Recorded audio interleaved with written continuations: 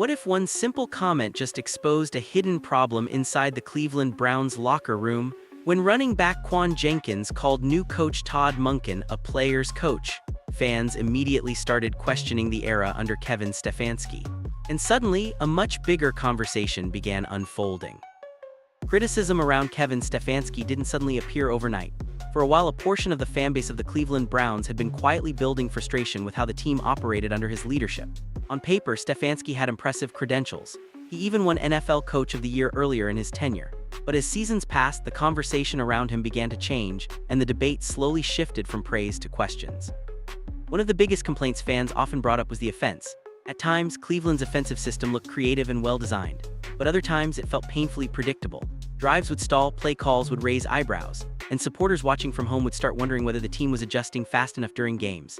Analysts across sports media frequently debated whether Stefanski's scheme was too rigid or whether the roster simply wasn't executing at the level required. Another issue that kept resurfacing was the emotional energy of the team.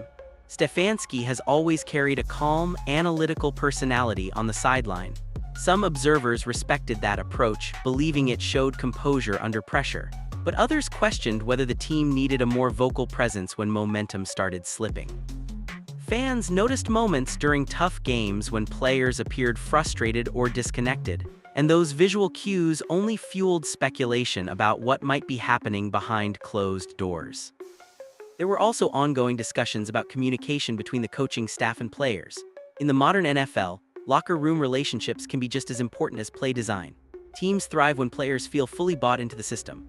While there were never confirmed reports of major locker room conflicts, conversations among commentators often hinted that the connection between Stefanski and parts of the roster might not have been as strong as it needed to be. The pressure intensified as expectations for Cleveland continued to grow.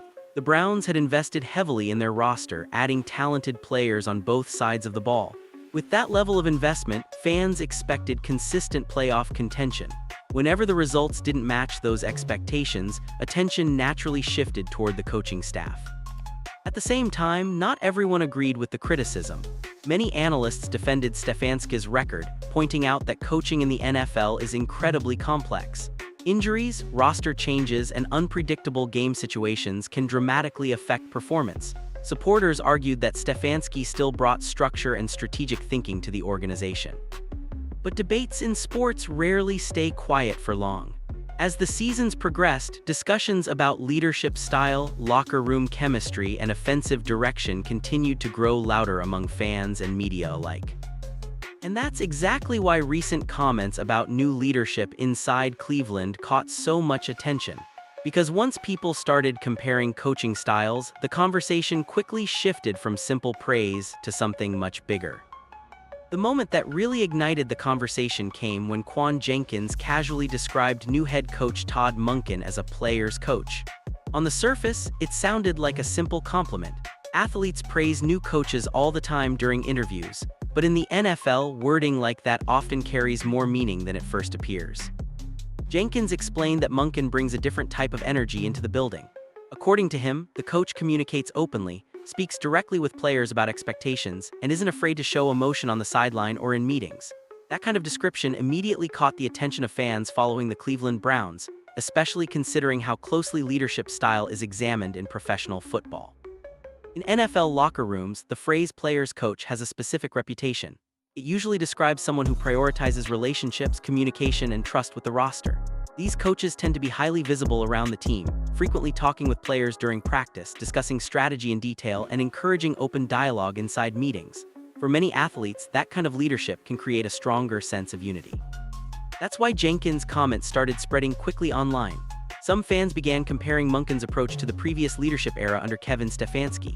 Stefanski is widely known for his calm, analytical personality. He often keeps emotions controlled on the sideline and focuses heavily on preparation and structured game plans. Many analysts respect that style, arguing it reflects discipline and professionalism.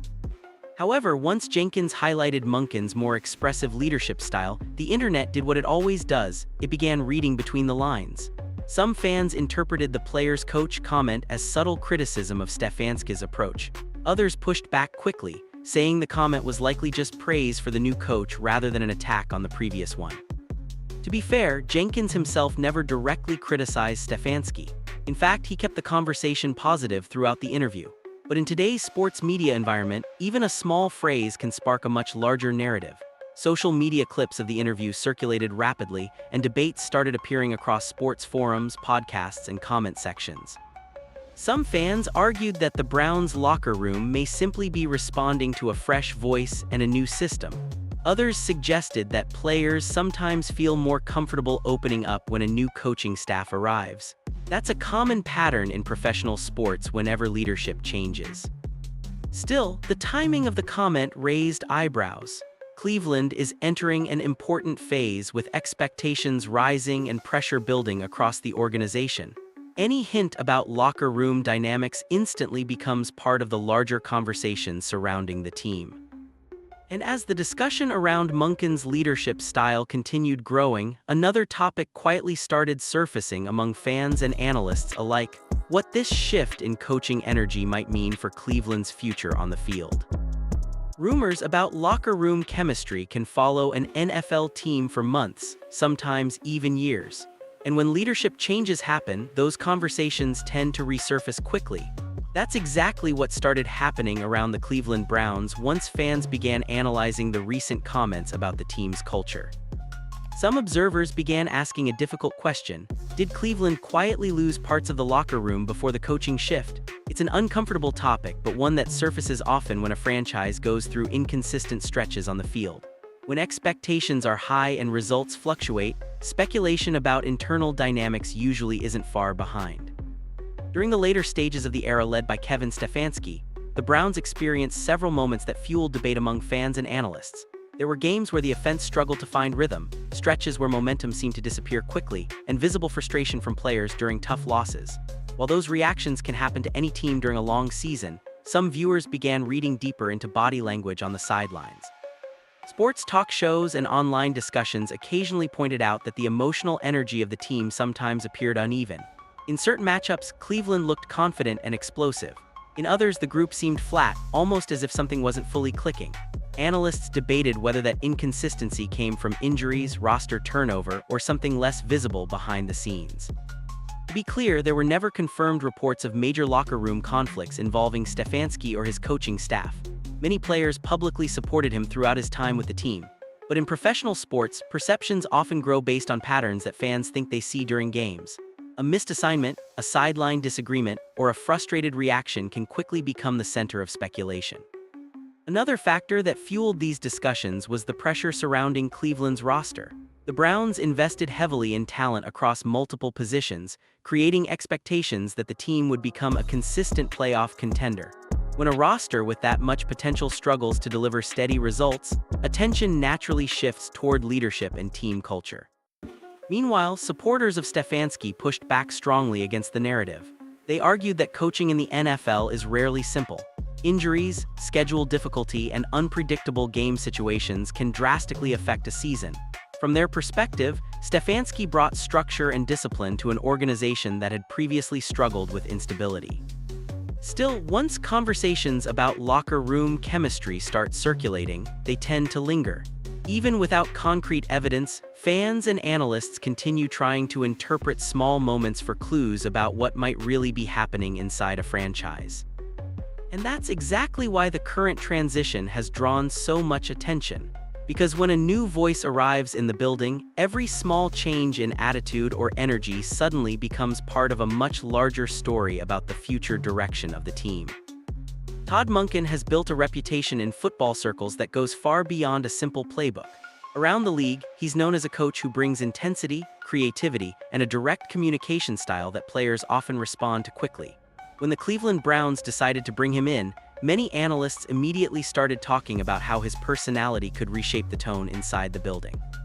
Monken's coaching journey didn't happen overnight. He worked his way through multiple levels of football, developing offenses that emphasized aggressive passing attacks and flexible game planning. Early in his career, he spent time building his reputation as a quarterback's coach and offensive coordinator, gradually earning the trust of organizations that wanted a more dynamic approach on offense. That reputation for offensive creativity became one of the biggest reasons teams across the league kept an eye on his work. One of the most significant chapters in Monken's career came during his time with the Tampa Bay Buccaneers. While working on the offensive staff, he helped guide an explosive passing attack that featured star receivers and elite quarterback play. That environment allowed Monken to showcase his ability to adapt schemes around the strengths of his players rather than forcing athletes into rigid systems. In the modern NFL, that kind of flexibility has become incredibly valuable. During that period, Monken also worked alongside legendary quarterback Tom Brady, who eventually led Tampa Bay to a Super Bowl championship. Coaches who spend time around players of Brady's caliber often gain a deeper understanding of how elite offenses operate. Observers around the league believe that experience helped sharpen Monken's approach to offensive structure, preparation, and in-game adjustments. But Monken's reputation isn't built solely on X's and O's. Many players who have worked with him describe a coach who communicates clearly and directly. Instead of relying purely on complicated schemes, he focuses on making sure players understand the purpose behind each play. That communication style can help build trust inside a locker room, especially when athletes feel like their voices are heard during preparation. Another part of Monken's coaching identity is his willingness to show emotion. Unlike some coaches who maintain a reserved demeanor on the sideline, Monken is known for bringing visible energy during games and practices. For some players, that enthusiasm creates a stronger connection between the coaching staff and the roster. It can also inject momentum into a team that needs confidence during difficult stretches. Of course, every coaching hire comes with expectations. Cleveland didn't bring Monken in simply to change the atmosphere, they brought him in to help the team win. The Browns already possess talented players on offense, but turning that talent into consistent production is the real challenge. And that's where Monken's reputation will truly be tested.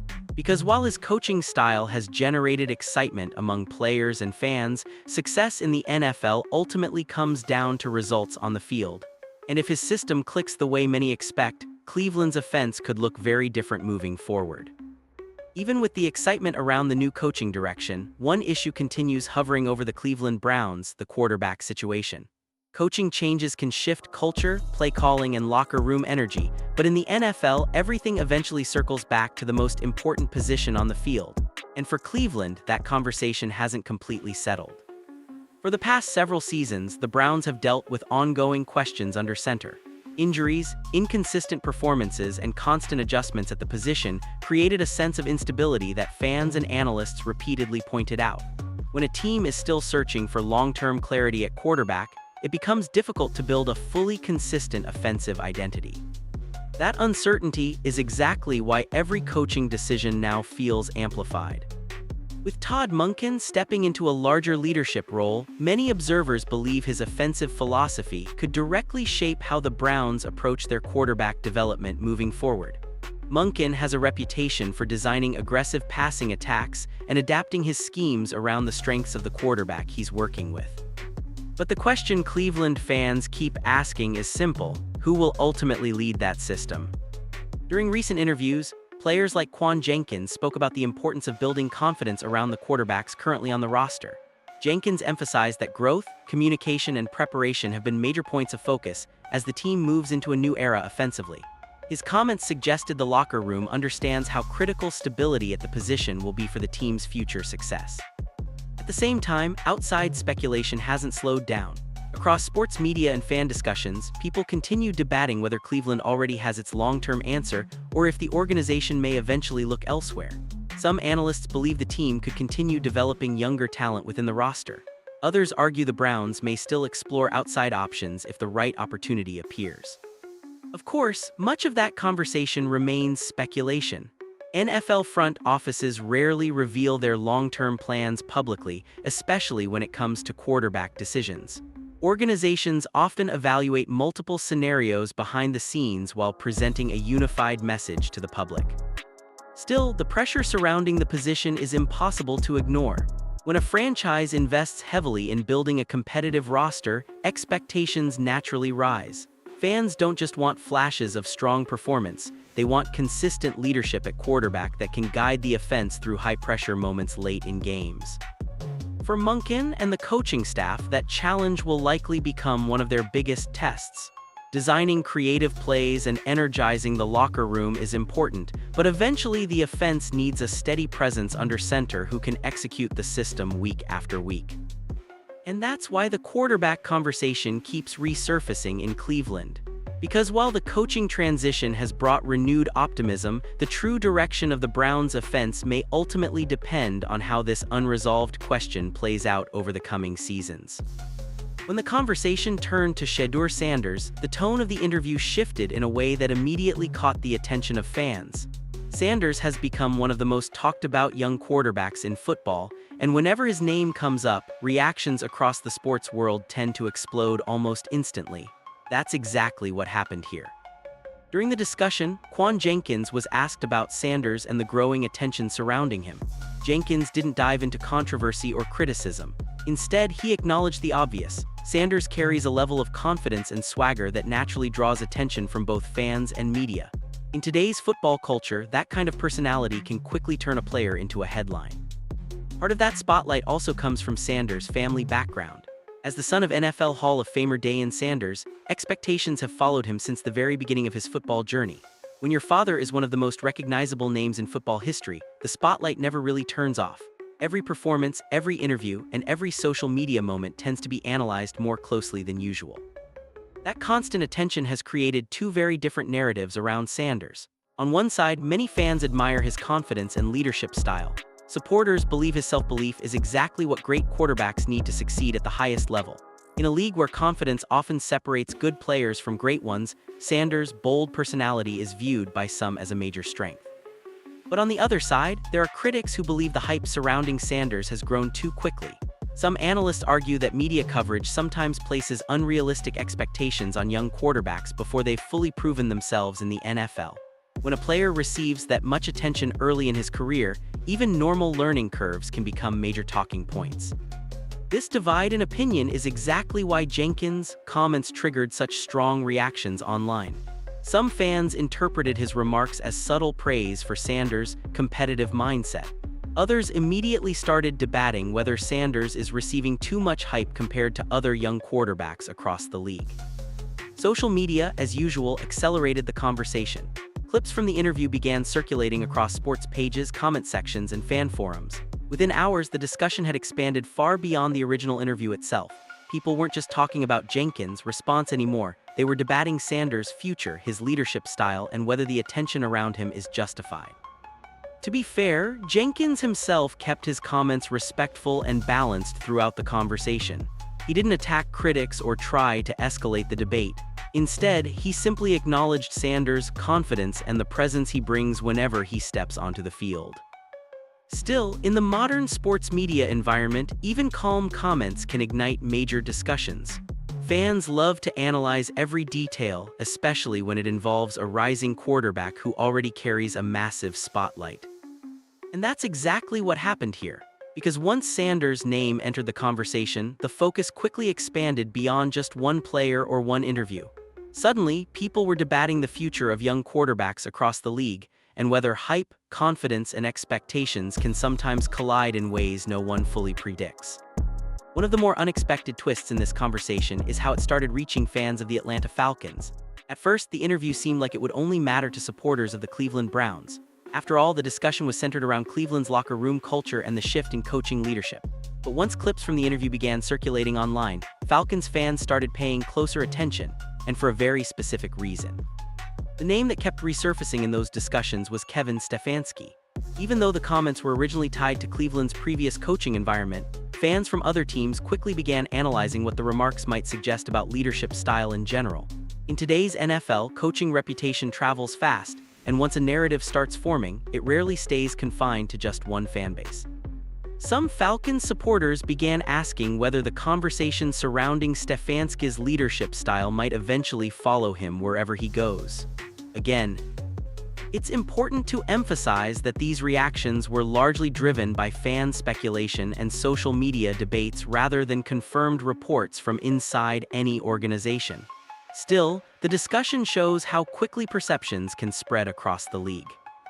Fans across the NFL tend to watch coaching situations closely because leadership at the top often shapes the identity of an entire franchise. A coach's communication style, emotional presence, and relationship with players can influence everything from locker room morale to in-game adjustments. Because of that, even indirect comments, like a player describing a coach as a player's coach, can trigger broader conversations about how different leadership styles affect team performance. In the case of Atlanta, supporters are already focused on how their team will evolve in the coming seasons. The Falcons have spent recent years trying to rebuild their roster and establish long-term stability. When a franchise is working to find its identity again, fans naturally pay attention to coaching philosophies across the league to see what approaches seem to work best. That's part of why this discussion gained traction beyond Cleveland. Some Falcons fans began comparing leadership styles across teams, debating whether certain coaching personalities connect more effectively with modern players. Others pushed back, arguing that every locker room is different and that success often depends more on roster chemistry than coaching temperament alone. Another factor fueling these conversations is how quickly narratives spread through sports media. Podcasts, talk shows, and fan forums frequently pick up small storylines and expand them into larger debates about coaching trends in the NFL. Once the interview clip began circulating, it didn't take long before analysts started referencing it as part of broader discussions about team culture and leadership. Of course, none of this means the comments were meant as criticism toward any particular coach or organization. Players often speak positively about new leadership simply because change can bring fresh energy into a locker room. When teams enter a new era, athletes frequently express optimism about the direction things are heading. Still, the reaction from Falcons fans highlights something interesting about today's NFL landscape. Conversations about leadership rarely stay isolated. One interview, one quote, or even one phrase can spark debates across multiple fan bases within hours. And that's exactly what happened here. What began as a simple comment about coaching style inside Cleveland quickly evolved into a league-wide discussion about how players connect with the people leading their teams. In the NFL, leadership stories tend to travel far, and sometimes they reach places no one originally expected. The real test for the Cleveland Browns hasn't started yet. Coaching changes, interviews, and off-season optimism can generate excitement across a fan base, but in the NFL, the true evaluation always happens once the games begin. And right now, Cleveland finds itself standing at the beginning of a new chapter filled with both hope and pressure. When players like Quan Jenkins speak positively about the energy of a new coaching staff, it naturally sparks optimism. Fans want to believe the locker room is unified, motivated, and ready to move forward. The arrival of Todd Monken has already created that sense of fresh momentum. His reputation as a communicative and energetic leader has many supporters believing the Browns could be entering a new era.